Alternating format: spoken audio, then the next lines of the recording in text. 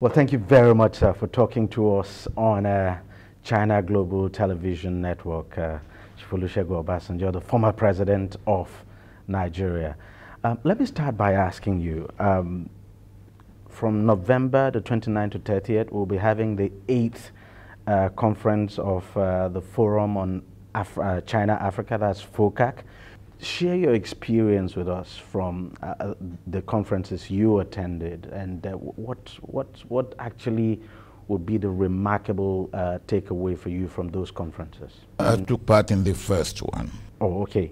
Yes. So you took when part. It started in the year 2000.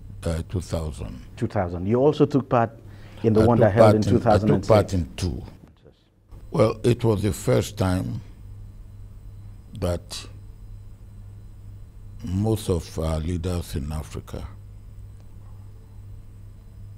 visited China, not just visiting China, but visited China and felt the goings on in China at first hand. Again, we enjoy what I may call the hospitality of the Chinese. The reception given to all the arrangement was extremely good. And they were open for business, which was the takeaway as far as I was concerned on that occasion.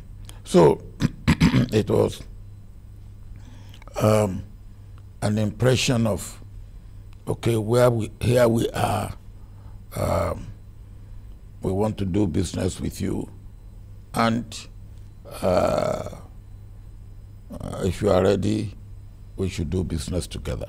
Now, as an influential power in Africa, what kind of role do you think Nigeria can actually play in FOCAC and its future development? As I said, there should be a sort of preparatory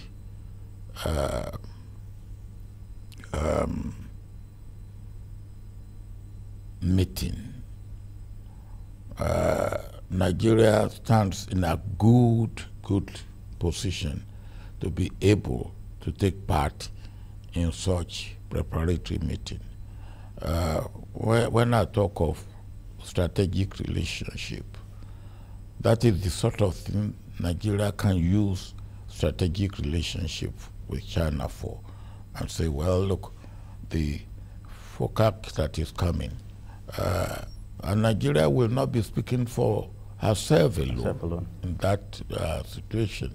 Be speaking for Africa, will be speaking for West Africa, and it will be speaking, Nigeria will be speaking for herself.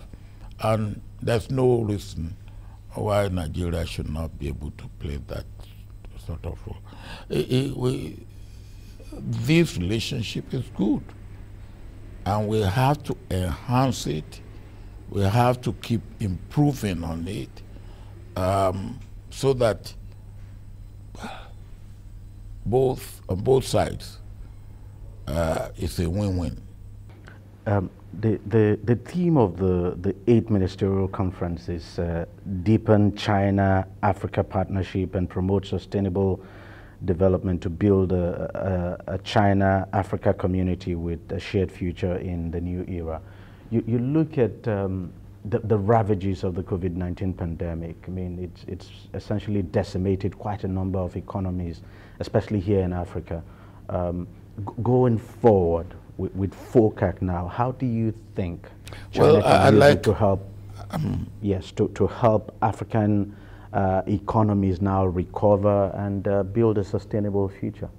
I like the theme.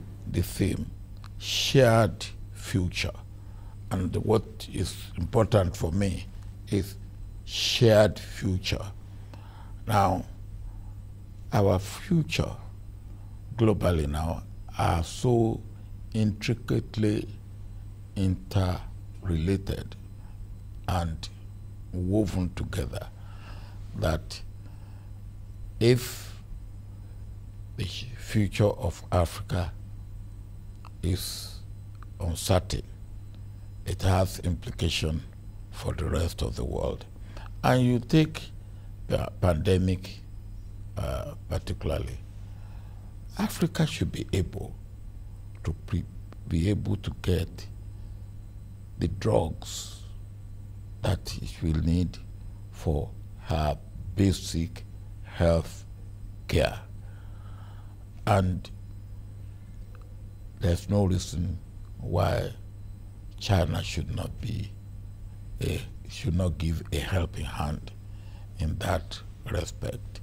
And because we are talking of shared future, and this is the pandemic knows no boundary, knows no race, knows no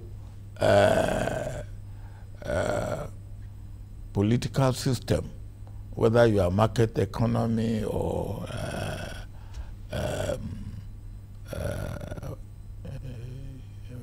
non-market economy, it will strike. So I believe particularly this FOCAC that is coming 29-30 in Senegal, I think that shared future should be spelled out in specific areas. Maybe, as I said, what Africa will be having to be able to be reasonably self-reliant in coping with drugs and medicament that it will require for this type of pandemic that we have. Overall now, what are your expectations from the upcoming FOCAC in Senegal? Well, if China had been putting, the latest was 60 billion on the table, I won't expect anything less than 80 billion this time. And as I said, I hope there will be issues of how Africa can look after itself reasonably in the area of health service delivery, particularly in the light of COVID-19 pandemic. I will also look at what will come out of it from the issue of climate change.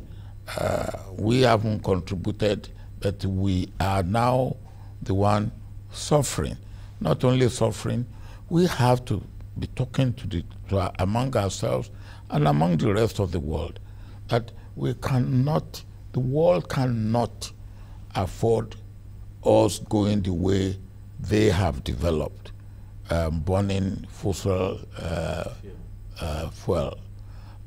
We have to think, and that is the sort of area that China can say, well, look, you have to go the way of renewable energy, particularly solar, and they produce solar panel. Well, let them, not giving it to us free, but subsidized, and say, look, yes, Africa cannot go the way they have gone using coal, or the West have gone, or even the Asian countries have gone, or even the way South Africa is going. The rest of us cannot go that way.